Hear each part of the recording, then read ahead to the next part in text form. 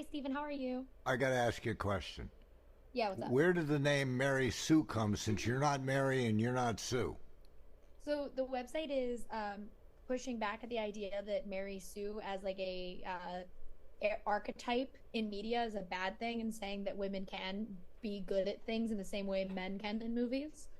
And so we're all women and non-binary people talking about movies and television and stuff. But how did it get to be Mary Sue?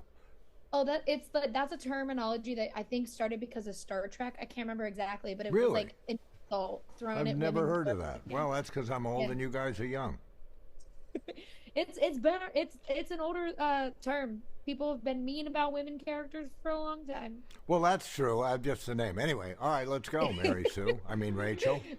So to start, I am someone who, since I was a teenager, have had like artwork from your dad's movies on my walls, and it is just, he is that kind of figure for a lot of people. And so for you, how was this experience and like getting to tell your dad's story and tell it in a different way for audiences like, me, who was a teenager and obsessed with Humphrey Bogart movies?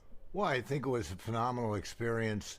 The great experience was the end result. Um, Having Catherine and Ellie come to us and say we want to do a documentary, immediately I go, oh, here's another, this movie, that movie, blah, blah, blah, blah, blah, meets my mother, then he dies. So having her come with this perspective was, I thought, fantastic. And when she told me what it was going to be, because I'd never thought of it that way, as to look at the arc of a career through the women in his life. I don't know that I've heard of another documentary look at any person's major person's life in exactly that way. And I was very excited. I thought, and I was telling my wife, I'm going, I wonder if this is going to be boring. I just can't see him doing it. I mean, these people are dead. Everybody's dead. And then I saw the documentary, and I was shocked at how great it was. I mean, Catherine did a spectacular job, and the story was so interesting. It would have interested me had he not been my father, because I didn't, I'd never met any of these people except for my mother. Uh, in fact, I was telling my wife the other day, I wonder if my father never contacted his first two wives again. And he'd gone back to New York and stuff. You would think that maybe he'd say hi or something like that or whatever happened. But it's Yeah. just, but that would have taken away from the idea of the story, which was to talk about a career through the personalities and experiences of the women in his life. And I thought that was just such a unique arc that I was stunned, positively shocked that it was so good. Yeah. What I also, as you pointed out, that's the premise is like looking at the women, which I saw that Ingrid interview that I've never seen before in this, and it made me really excited because I was like, oh, like I might, of course, my artwork I have of your dad's movies are Casablanca and Sabrina because that's the person I am. But it was like I always watched those movies for the women, and then that is how I fell in love with Oh, well, these that's male why actors. Sabrina, right? Because of you, Yeah, you're because an of Audrey. Audrey. Audrey, yeah, of course, of course. And so it was like, and so it's really fun to watch a documentary like this because that is how I kind of came to love actors like him and Jimmy Stewart and stuff like that from way back when. But for you, when you are like, when they're pulling these interviews, how much of that information was new to you versus like what you already kind of knew about your parents from just, actually knowing your parents? Well, it was, the newness of it. Well, I love history and I love the visual history of it. And the first thing that I was like, whoa, was the Roaring Twenties, and they talked about the androgyny of the actors and actresses and the stage, because this was just before movies came out and the silent pictures were out. And but I thought that was so interesting that preceded the first the movie rules, where you couldn't do this and you couldn't do this and you couldn't do this. And because there was such a lot of backlash for that androgynous look and theatrical performances. I think it was was it Mary? I think it was Mary that played the lesbian on stage. And was it Mary or Helen? I think it was I Mary. can't remember. I can't I remember. think it might be her. But, and it caused such an uproar that, and it wasn't as if it was in your face or anything like that, but just that fact, and it mirrors all the stuff that's going on today, which I found just, I mean, we're not better than that yet. Obviously not. Yeah. But it's just it tells you a lot about the progression of this country, because that all went away, and now it's back again. Because it got better, it got more open. You could do more stuff, but you still can't show a woman's breasts on TV unless she's feeding her kid. I mean, otherwise you can't show it. Oh God, it's sexual. Jesus, that's terrible. When it's, I mean, we all know what everybody's got. You go to Europe. You've been to Europe? You go. Yeah, they're everywhere. Yeah, you go there. Breasts are everywhere, and stuff is on big billboards. Naked men, naked women, and it's not a big deal. But here we are so puritanical that I think that it's stunning to me that we're back where we kind of started.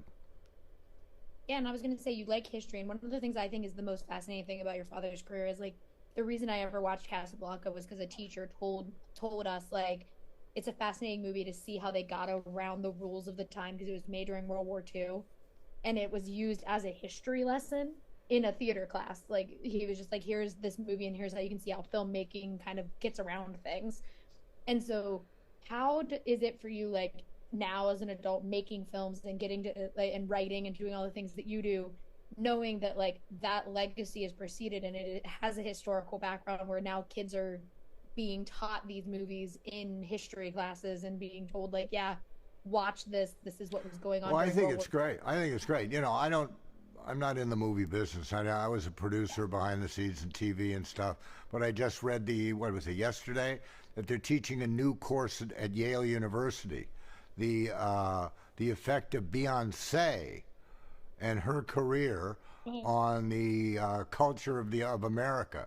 And I'm going, it's got to be an easy A. I mean, I don't know, but I'm going,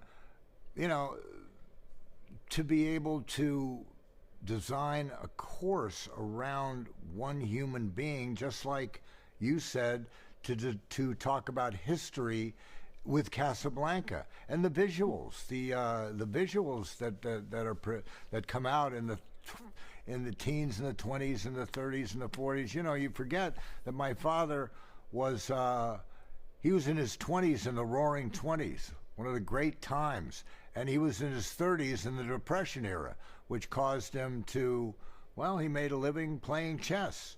And then he was in his 40s during World War II. So there were tumultuous things going on in each arc of his career. And I think that kind of a history and how you navigate that is very interesting, in the types of films that came. I mean, he wasn't in The Grapes of Wrath, but I love that movie. It's a phenomenal movie. Good. Oh God. But he was that was emblematic of the 30s, just as Casablanca was kind of emblematic of the 40s. So I think that kind of historical perspective is very interesting when interwoven with the women in his life. Yeah, and for my last quick thing, I'm wearing my bracelet, but I call myself a member of the Dead Dad Club because my dad died, and it's easier to just be like, you got a lot of bracelets. How old were you? 33. Oh, when he died? No. Oh my God, 30 when he died, but like 33 now. But it's for me, watching things like this are very cathartic because it is being told by someone's child, and they get to like share their kind of vision of what their dad was like. How is it for you though, knowing that like other people who like are maybe not have their parents get to look at this and have that cathartic reaction of like seeing someone else share their parents' story? Nobody's ever told me that before, but I think it's I think it's fantastic if you can do that. I think that it's really it's really gratifying to know that you could actually help some people, because it was very traumatic for me. Not so much his dying, but the aftermath and all. We had to move, and I had a great life in California. I was in Beverly Hills. I had a pool and green grass and stuff, and then we moved to England, and I loved England.